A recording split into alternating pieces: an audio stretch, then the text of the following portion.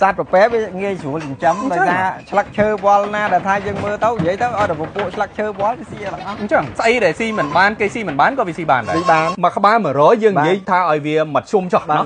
sai xong các bạn mà mơn của mũi pon chốc ở dương trăm buôn rồi các bạn mình của mũi tận đọp mơn mũi đọp hay nó kết được cho nam mới này bỏng cái chốc ở sân chỉ dương kết đã đọp cho nam tuần này mà liên của mũi sai ra không đai đó ní cầm cho đã bọc bé này nhung lại tao đai này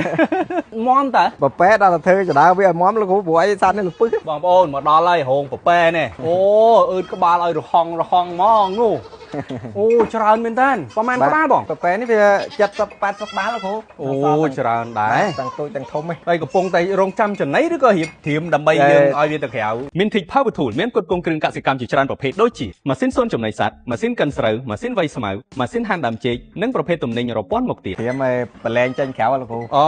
ตามองแล้วไอ้แต่มองปีไอ้ยังแรงดีเจนแขวก็อันนี้เมย์ประมาณชั่วโมงประมาณเท่าบ่เมย์สักบาเชียงกูแต่บองจำนี้โยซัดหรือก็จำโยเวียถือปูลูกปตอละกูจำได้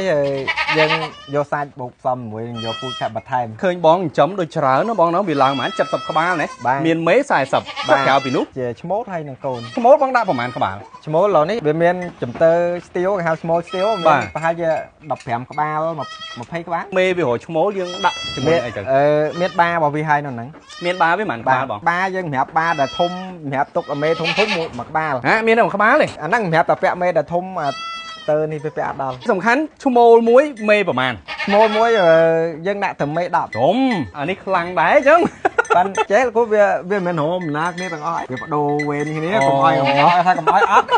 ก็อ้อยเบียอัดบอมเมียนเอาจันไหนเวียก็ยังเลี้ยงจังแขวแต่เวียซีสมาลซีไอตามความเจ็ดเวียแบบความเจ็ดยังรวมซ้อมเมียนลงมียังแฉมฮัลlà về vềโจหลงมาบีซีไว้ยังดำใบ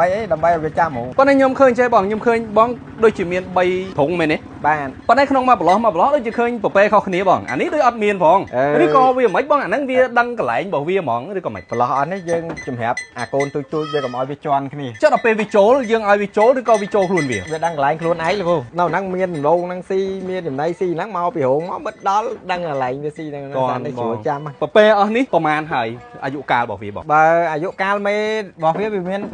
ยนคล้ายอายุใบชนะเมคล้ายอายุบุญชนะบองจำนี้ประมาณชนะหายบุญชนะเจียงเจ็ดแปดชนะมั้งกูจังบานในทำลุไซกับบานเฉินลุโกนกับบานเฉินพี่เฉินแต่เวียจับประดามบังกอ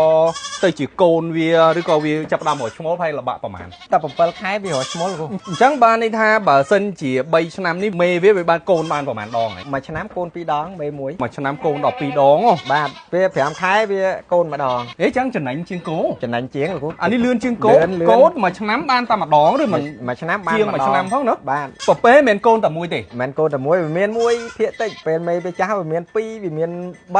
ไปโปปูมาดองไปโกนมั้งเมนบานแต่มวยติเมนบานแต่มวย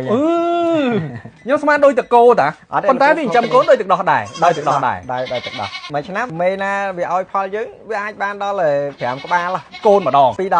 องบ้านในทางขนมมาชนะนั่นคือบ้านแผงก็บ้าเจ้าหมาขบ้าต่อลายมันต้องบอกเจียมาจุ้มยังกระทำตำหอยบ้านนั่นรู้นะมาขบ้ามาร้อยยังยี่ท่าไอเวียมาชุ่มจอกบ้านแบบจุ้มมาชนะ$100คอนเด้อปะเปมวยได้โกนเมย์ไปมวยที่บ้านมาชนะไอโกนบ้านแผงหอย$บ้านปนบองหนีหมันหลังใส่สับไม่ใส่สับปะเปมวยเวียแผงหอยจังน็อปที่บ้านแผงปอนบ้านแต่เรายังยี่เจียมาจุ้มไม่ยังกลมโย่ดาวแผงนั่นแมบแต่หน่อยพอเลยบ้าtại chơi một chúng cái việc buôn là quay buôn các bạn cho buôn rồi bà buôn pram đón mà phầy bà pi mơn là lá mà chăn nắm và dương thay to mới ở đất đó pi mơn nó viên mến tầng đông tầng pi mơn của ấy con vẽ ti muối bàn dương lục ban muối mà hỏi bây giờ dụ phèm khai bàn dương ai lục ban muối mà hỏi mê muối bài trắng phèm khái với lỗ ban là bong này ôn với tâm nào con tôi lại chia một súng cứ tầm ai viết ơi tự dương lụa tranh đăng tâm mà rồi đang làm môi mà rồi trắng bên anh thật không bóng mà rồi dương buôn bạn buôn rồi trắng buôn nổi buôn nó đọc của muối dương bạch đòn mà phây tập việt ma nâng mà mơn của muối pòn không mùi mà sai xong các bạn mà mơn của muối pòn chốc ở dương trăm buôn rồi các bạn mình của muối tận đọc mơn muối đọc ហើយហ្នឹងគិតតែមួយឆ្នាំមែនទេបង ឆ្នាំលោក ហើយចុះបើសិនជាយើងគិតតែ10ឆ្នាំតណាហើយមួយលាន6សែនយ៉ាធម្មតាហើយណា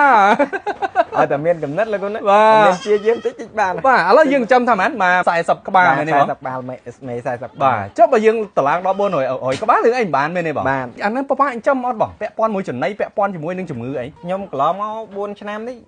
ដូចជាអត់មានដែលជាជួបបញ្ហាជំងឺឬមួយចំណីទេព្រោះអីយើងពឹងផ្អែកទៅលើធម្មជាតិយើងនិយាយមួយម៉ាត់ថាជួលចិញ្ចឹមជាងជ្រូក អញ្ចឹង បាទខ្ញុំថាជួលជាងគោព្រោះអីវាសត្វខ្មៅដូចគ្នា អូ បាទ សួរចិញ្ចឹមជាងជ្រូក បាទ បានផលជាងគោ បានផលជាងគោ បើគិតពីទីផ្សារវិញមិនដែរល្អជាងជ្រូកល្អជាងគោឬក៏ប្រហាក់ប្រហែលគ្នា បើទីផ្សារនាំមុខឈានមុខគេហើយដោយសារទីផ្សាររបស់ប្រពែរាល់ថ្ងៃនេះមានតែអ្នកឈ្មោះគាត់មកសុំទិញហើយយើងបកកាយថាទុកធ្វើពូជ អញ្ចឹងមានន័យថាបំពេញតម្រូវការរបស់អ្នកទិញអត់គ្រប់ទេ អត់គ្រប់ទេ ក្នុងមួយខែបងលក់បានប្រហែលក្បាល យើងលក់ចន្លោះពី10ទៅ15ក្បាលបង មានន័យថាមួយខែចន្លោះពី1000ទៅ1500 បាទចន្លោះហ្នឹង ចុះចំណាយថ្លៃដើមថ្លៃអីអស់ប្រហែលវិញបង យើងចាំបែបធម្មជាតិចេះចំណាយថ្លៃដើមបើយើងកាត់តែលើសាំងបើថា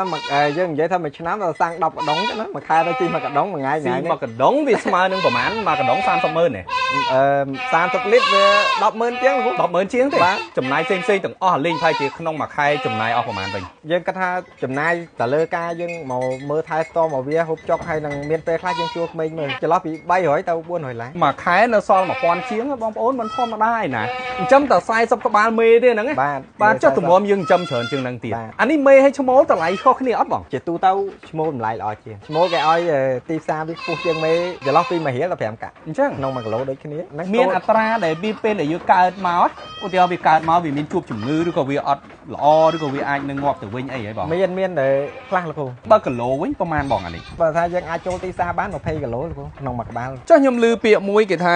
ជាទូទៅពពែកាលណាវាកាន់តែធំកាន់តែឆ្អេះឬក៏បើមិនចឹងទេមានពពែខ្លះវាឆ្អេះវាអីហ្នឹងមិនដែរបង ពពែដែលយើងទុកធ្វើបាអាយុវាចន្លោះពី3ទៅ4ឆ្នាំអីចឹង បាទ វាអាចនឹងឆ្អេះដូចពពែចន្លោះពី30គីឡូចុះក្រោមដូចជាអត់មានឆ្អេះអី ចន្លោះពីប្រហែលខែទៅប្រហែលខែដែលយើងចាប់ដើមលក់ ឈ្មោះវានេះអាយុវា5ខែលោកគ្រូ ចុះអានេះប្រហែលហើយនេះ អានេះទៅបានប្រហែលជាមួយអាទិត្យទេ អញ្ចឹងហ៎ បាទ អូទូចមួយនោះ បាទទៅបានជាមួយអាទិត្យទេ អូអាយ៉ាអានឹងចាប់បានទេបង បានលោកគ្រូបាន អូនេះមួយអាទិត្យអូយ អើ ដីបងដែលធ្វើរោងនេះមួយហើយនឹងដីដែលសល់សម្រាប់ពពែវាដើរស៊ីចំណីស៊ីស្មៅស៊ីអីហ្នឹងប្រហែលជាប្រហែល ដៃចាក់ស្ដែងដៃខ្ញុំនៅកន្លែងរោងនេះយើងមាន5ហិកតារួមផ្សំនឹងភ្នំ បាទអូចឹងឲ្យដេញយកវាឡើងភ្នំទៀត ទៅ ណោះ ស៊ីជើងភ្នំទៀត ចុះដល់ឯងទឹកវិញបងវាផឹកទឹកឯអាពួកនេះ ផាក់លោកគ្រូផាក់តែយើងបូមមកដាក់ស្នូកឲ្យវាចឹង បងប្រឡែងតាមវាអញ្ចឹងមួយថ្ងៃបងប្រឡែងម្ដងឬក៏ទុកវាដល់ពេលណាមិនបង ជាទូទៅខ្ញុំលេង2វគ្គ2ពេលម៉ោង7អញ្ចឹងទៅដល់ម៉ោង10ម៉ោង10យើងចូលវិញ ចូលវិញ ល្ងាចចន្លោះពីមេឃក្តៅចេះយើងដល់ម៉ោង3អីចឹងយើងប្រឡែងទៅម៉ោង5អីយើងចូលវិញ ចូលវិញណោះចំណីដែលវាស៊ីភាគច្រើនអីទៅបងមួយខែនេះខែ5អញ្ចឹង ស៊ីទៅពេលលោកគ្រូឆ្មៅស្លឹកឈើសត្វប្រពែវាងាយស្រួលចិញ្ចឹមដោយសារស្លឹកឈើវល់ណាដែលថាយើងមើលទៅនិយាយទៅឲ្យតែពពួកស្លឹកឈើវល់វាស៊ីអត់អស់ អញ្ចឹងស្អីដែលស៊ីមិនបានគេស៊ីមិនបានក៏វាស៊ីបានដែរ ស៊ីបាន គោស៊ីអត់បាន អត់ ពពែស៊ីបានវាអត់រើសមាន អត់រើសបលាប្រក្រាបបលាអីបើថាបកោវាមិនស៊ីប្រពែលេងទៅស៊ីអ អ ត់ ញ្ចឹងបងចិញ្ចឹមកន្លងមកប្រហែលឆ្នាំមកហើយដែលមានបញ្ហារឿងតម្លៃអត់ បញ្ហាមានតែដូចជាមិនមានទាំងម៉េចបើគិតថាទីផ្សារវាទៀតបំផុតណាក៏វា4រៀលដែរអាហ្នឹងចុះអស់ហលីងហើយនៅ4រៀលតម្លៃទៀតអស់បើតម្លៃទីផ្សារវា4រៀលពិតមែនក៏ប៉ុន្តែនៅតែរកប្រពែពុះគង់ឲ្យតម្លៃហ្នឹងអត់បានអត់ចោល ភាគច្រើនយកទៅខាងណាបងអ្នកដែលគាត់ទិញទៅ យើងមានមួយគាត់យកទៅដាក់តាមហាង បាទ មានមួយគាត់យកទៅកៅឡាវកា បាទ គ្រប់បដៅកាវខែណាក៏តម្រូវការខ្ពស់ដែរ ជាចុងក្រោយបងមានពីអីជូនបងប្អូនយើងដែលគាត់ចាប់អារម្មណ៍ថាចង់សាកល្បងចិញ្ចឹមពពែឬក៏ជាបទពិសោធន៍អីបងអាចចែកម្លែកជូនបងប្អូនយើង ការចិញ្ចឹមប្រពែនេះបើបងប្អូនមានចំណាប់អារម្មណ៍ចង់ចិញ្ចឹមគោលដៅទី1យើងត្រូវមានទីតាំងសិនយើងអ្នកចង់ហ្នឹងយើងមានចិត្តច្រឡាញ់ហើយបើយើងមានទីតាំងហើយយើងច្រឡាញ់ដែលថាធ្វើទៅចិត្តរីករាយជោគជ័យវាក់សាំងអីផ្សេងៗបើសម្រាប់ខ្ញុំនោះនេះខ្ញុំចិញ្ចឹមបែបធម្មជាតិអត់ដែលមានបញ្ហា បងប្អូនយើងគាត់ចាប់អារម្មណ៍អីចង់ជាពពែឬក៏ចង់បានបទពិសោធន៍ខ្លះបន្ថែមពីបងអញ្ចឹងណា បាទ បាទបងអាចប្រកាសលេខជូនពួកគាត់តិចសិនជិះ លេខទូរស័ព្ទរបស់ខ្ញុំលេខ088 66 57 826 បាទអរគុណបងណាបាទជំរាបលាបាទ